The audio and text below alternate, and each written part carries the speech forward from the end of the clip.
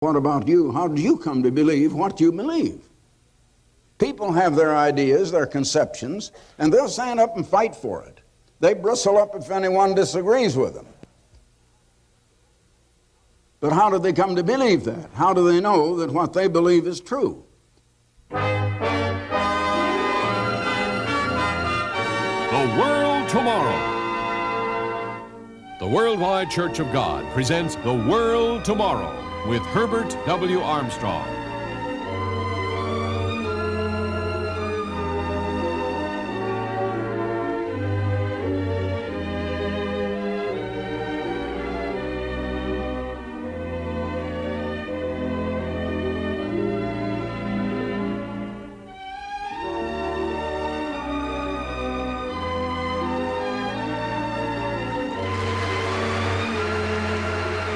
Ladies and gentlemen, Herbert W. Armstrong. You ever stop to think how you came to believe what you believe? How did it get into your mind? You've got absolute beliefs, you've got convictions, and you're sure of it. But someone else is just as sure of the opposite, of something entirely different. Now, how did you come to be so sure? And are you so sure after all, or do you just think you are? Well, let me answer that question. Most people believe what they've been brought up to believe, especially in religion. They believe the religion that those people around them believe, and what they were taught to believe, and what their neighbors and everybody they know believes, what their peers believe, and those around them. Now, there's another reason why people believe what they do and about other things than religion. They believe what they have repeatedly read or what they have repeatedly heard until they just accept it. As I say, I knew about that slogan, truth in advertising, which really is not the truth. But advertising men know that people believe what they hear or see or read repeatedly. Now, in advertising, we have to consider broadly two different categories of the things that we advertise that are for sale. Of course, there are services and there's merchandise.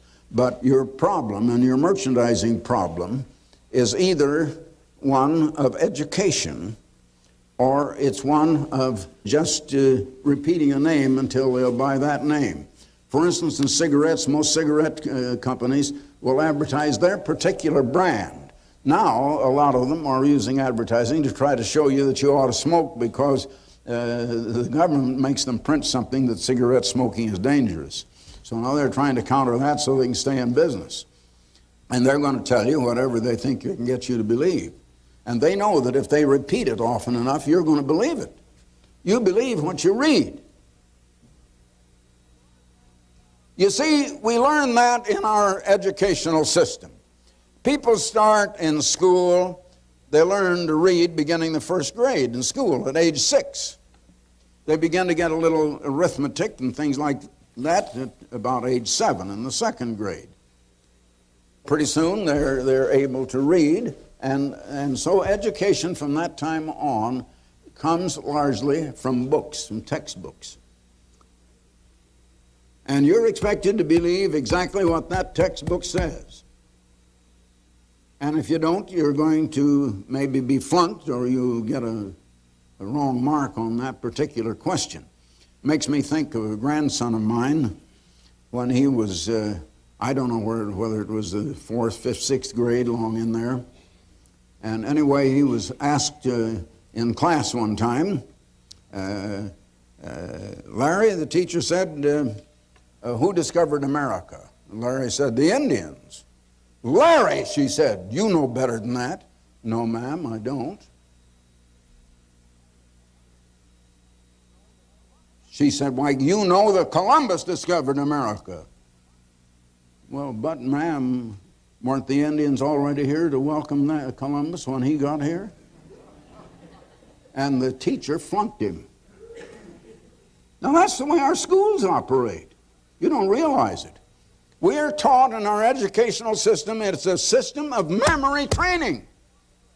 You believe what the book says. You believe what's in print. Advertising men know that. I knew that.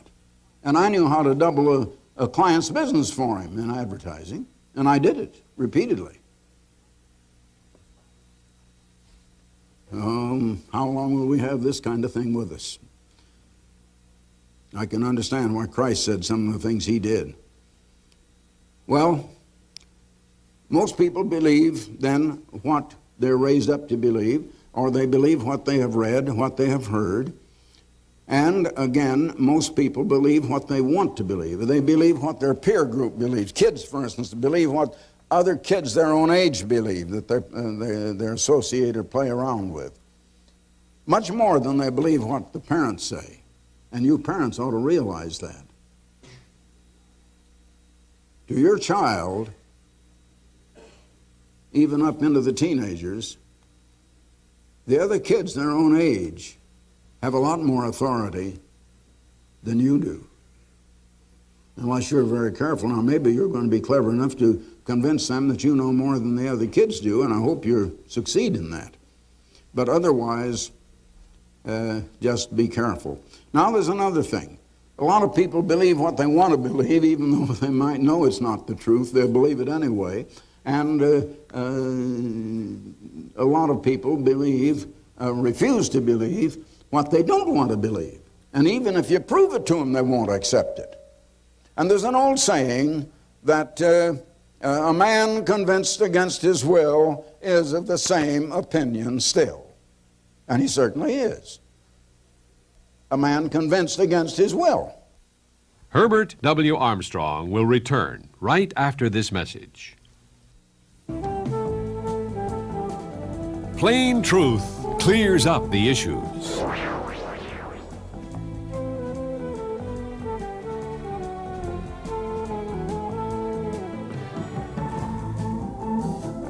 Plain truth brightens your understanding.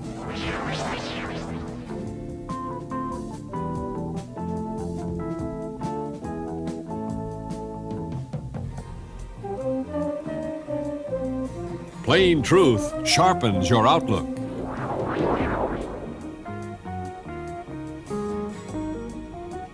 In today's world, you need the Plain Truth magazine. For your free subscription to Plain Truth, call this toll-free number, 800-423-4444. That's 800-423-4444. See for yourself. Plain Truth magazine. When there's a political election, those that are running for office, they're going to give you what you want. They want you to know that they're working for you, and they're concerned about you. Yeah, they say, I care about you. Of course, that's a good argument to talk about, if you believe it. They pose as the benefactors of the people, and they're supposed to give us all of the good things. But the main thing that government gives us is high taxes and some more things. I guess we forget that on welfare and all that sort of thing, that all of the money that the government pays out, they have to take from the taxpayers in the first place. You are bothered not only with taxes, you're more worried about something else right now, and that's inflation. I can tell you the reason for inflation, but the government is not going to tell you. The politicians are not going to tell you. The educators or the scientists are not going to tell you. Now that I've started, I might as well tell you. I don't know whether anybody will believe it, but this is the truth, and you can't refute it. Back in the year of 1914, early January 1914, now that's before most of you were born, but I was then a correspondent of a national magazine in its editorial department. I was over traveling in eastward New York. I had reached, I believe it was Utica, New York. I received a telegram from my publishers of the largest magazine of its type in the United States, asking me to catch the next train. We didn't have airplanes, you know, at that time, not yet. but to catch the next train back to Detroit and to interview Henry Ford, that he had just instituted a sensational new $5 a day wage plan. And it was gigantic news. And they wanted a personal story, and they wanted their own correspondent to cover it and to receive it. So I went to Detroit. I saw Henry Ford. That was in 1914. Of course, he's not here any longer, but I don't know whether Edsel still is or not, tell you the truth. But at that time, I found that Mr. Ford didn't know much about his $5 a day wage plan, which was a real front-page sensation in all the newspapers of the United States at the time. You see, the average union wage scale in the automobile industry was $3.75 a day. Now you can see how prices have gone up since then. What you get per day today isn't buying very much more than their $3.75 bought then. I can remember where my father, when I was a boy, had been taken by a man who perhaps was a little better off financially than my father was, and took him to the leading hotel in our city and bought him a 50-cent lunch. And that was quite an event. Well, how much of a lunch can you get today for 50 cents? You see what's happened to money. That's, money is escalating like a lot of other things. Well, anyway, I found that Henry Ford himself didn't know too much about it. And that a man who was the head of his sociological department, his name was John R. Lee, was the man who had thought out and invented the idea, had presented it to Mr. Ford and others on the board of directors, and they had approved it, and Mr. Ford had approved it. So they told Mr. Lee to go ahead and to administer it. So I went to John R. Lee. I said, Mr. Lee, I've been sent here to get a story on this sensational thing, that you are now paying the highest wages in the automobile industry. He says, beg pardon, Mr. Armstrong. Wrong. We're paying the lowest. What? Why, I said, isn't the union scale $3.75 a day for a 10-hour day? Yes, yes indeed, he said. Well, haven't you now raised it to $5 a day for only a 9-hour day? Well, that's very true, Mr. Armstrong. Well, now, isn't that more? No. He said it isn't. He said, we don't figure in proportion to just how much money we pay. We figure what we get for what we pay. Now, we have enough volume of business and a large enough market that we are manufacturing so many more automobiles than any of the others, and we have now been able to institute the conveyor belt machine production. The car starts at one end, and as it goes along, every man has to do his part before it gets past him. We set the pace of how fast and how hard our men work, and we get twice the work out of every man for our $5 that they do for $3.75, and even in the 9 hours, and they do at $3.75 at 10 hours. You figure who is getting the most for the smallest amount? We are. Now, that started the ball rolling. It wasn't very long until others in the automobile industry had mass machine production, because the United States offered a mass market. No other nation on earth had a mass market like that at that time. No nation in Europe. They weren't as large or as populous as we were. We were then around 200 million, quite a little over that now, but we were very close to it then. Russia may have had more people than we, but they didn't. They were not a market because they, let's say, per capita income over there was insignificant compared to the United States. So they didn't offer them any market, nor China. nor other nations. Japan is about half as large as the United States, but they didn't have that kind of a market then. Now, pretty soon, all other companies in the various industries in the United States were going to mass machine production. Whether it was typewriters, adding machines, refrigerators, or whatever they manufactured. Now, a machine can produce so much more than a man by hand that by machines you produce, I would say, more than 10 times what you can do by just the human hand. Machine production speeds it up. Well, I don't doubt for a minute that capital and management would have taken all the profit because it's human, and they are human. But labor union leaders began to see a big chance for them. Now, this world, as I've said time after time, is based on the philosophy of get. I love me. I'm wild about myself. You remember the song back in 1924, "Oh, I love me." I put my arms around myself and give myself a squeeze. I love me, but I don't care anything about you. Now, that's why a common advertising slogan today is that we care about you. Well, you better check up and find out if that's true. It's a good advertising slogan.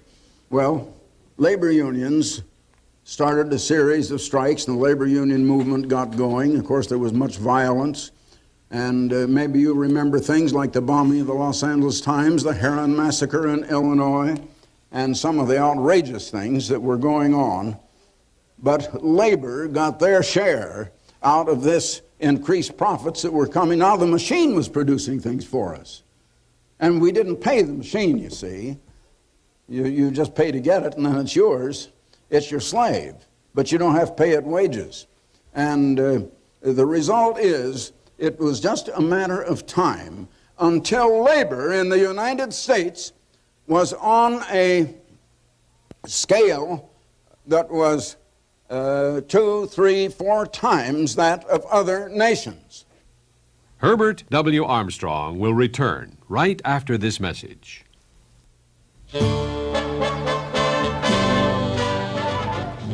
The richest, most powerful group of nations on earth, the United States and British Commonwealth, are part of one of the most mysterious puzzles of all time.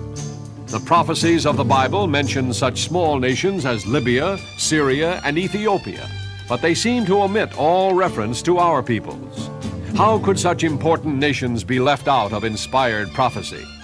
This mysterious puzzle is unraveled in the full-length book, The United States and British Commonwealth in Prophecy. This book reveals the true identity of our peoples from the pages of your Bible, and yet it goes beyond past history and shows you what to expect in the future. For your free copy of The United States and British Commonwealth in Prophecy, call this toll-free number, 800-423-4444. That's 800-423-4444. Now, I remember when we were starting the college over in England in the year of 1960. And I spent quite a little time over there in that year, in 1960. And we had to have work done. And I found that men would come to do a job for you, and actually they didn't come to work. They came to coffee and took a work break once in a while. They just sort of reversed the thing. Now, I'm not kidding, they really did. And but the average wage in England then, in 1960, I found to be 1/3 of the average wage in the United States. Now, Britain had already come to mass machine production, however. And the nations in Europe, through the common market, and England finally worked her way into that, have created a mass market so that they began to have a mass market and to get into mass machine production, assembly line, conveyor belt type of manufacturing, where the machine was doing the work, but they still had low-cost labor. Now, the labor unions weren't exactly asleep over there, but they weren't making the progress that they had made in the United States. And consequently, the labor, it was a low-cost labor market. In other words, the wage average was so much lower, about 1/3 of the United States. Now, it was about the same in France. It was even lower than that at that time in Germany, but it speeded up in Germany because they began coming back fast. And remember that 1960 was not too far out of World War II, and Germany was pretty well down at the end of World War II, but they came back faster than any of the other nations. Well, Japan began to come up very, very, very rapidly. But the last time that I saw the former Prime Minister Sato of Japan, who had become a good friend of mine, I had visited him a good many times, and after he was out of office, once in a downtown office and twice out in his home, in his residence. And he said to me, it must have been about 4 or 5 years ago now, he said, thanks to the United States, Japan has come forward with remarkable success industrially and economically, but he said, unfortunately, all this prosperity that has come to Japan has not yet filtered down to our laboring element, and to the masses of the people, they're not getting so much yet. Now, I know it has been filtering down since that time, very, very rapidly. And Prime Minister Sato, by the way, just shortly before he died, was awarded the Nobel Peace Prize, and which I know he was very happy to have. Well, now what has happened?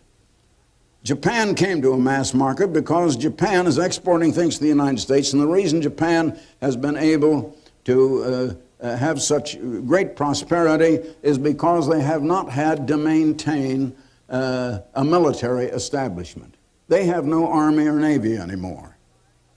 They are relying on the United States to protect them, and our taxpayers are paying for the great military installation that is protecting all of Europe against Russia and protecting Japan against China or anyone else. And we don't realize it. Sometimes I think that instead of Uncle Sam, we should be called Uncle Sap. Well, we're stupid. We really are. We just don't see those things. And now what are we doing? American industry has mass machine production, that's true. But with still the biggest cost is labor, even with a machine. And we have high-priced labor. Europe and Japan was their labor was only 1/4 that of the United States in 1960. I don't know what it is now. Maybe it's up to 1/2, because I know it's been scaling up, but I don't know just to what extent. But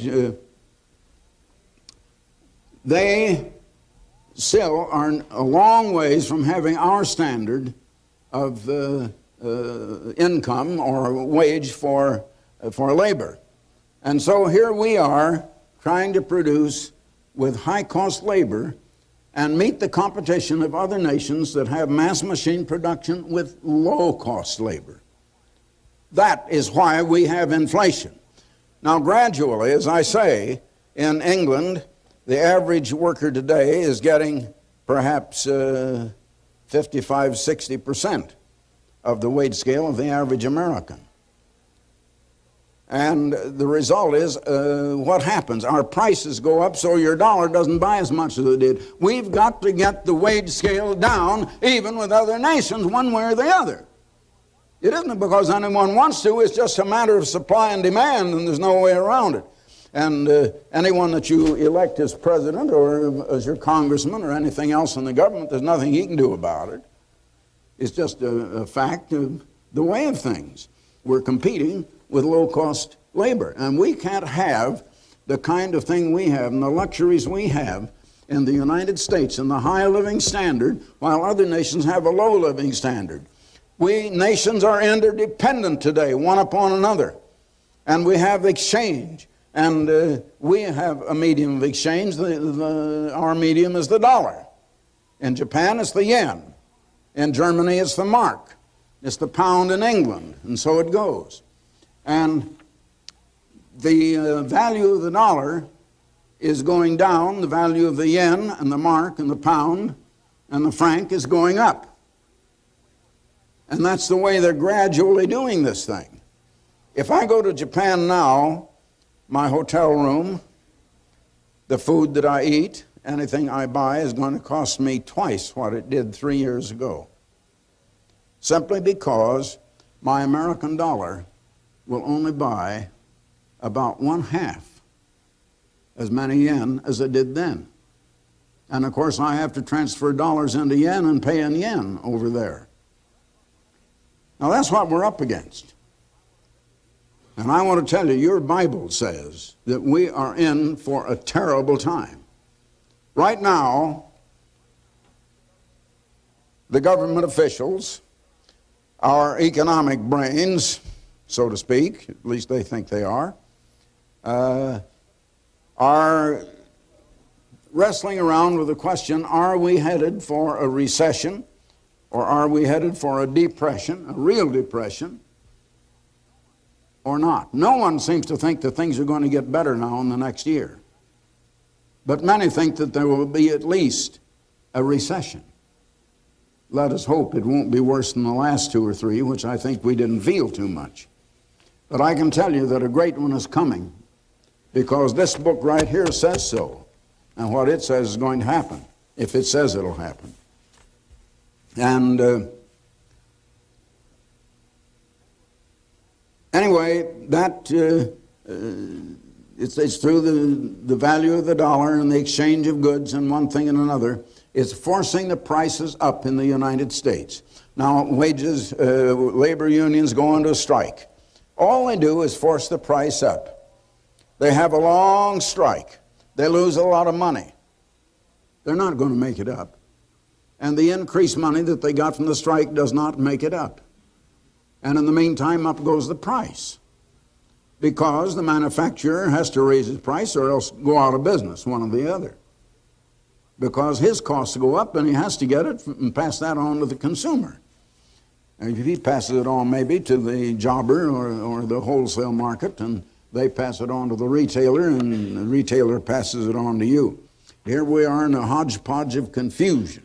And we're in financial troubles, and we do have high taxes, and we do have inflation, and it is not going to stop until we get an even balance with other nations. And take it from me, and incidentally, you'll find that I know what I'm talking about.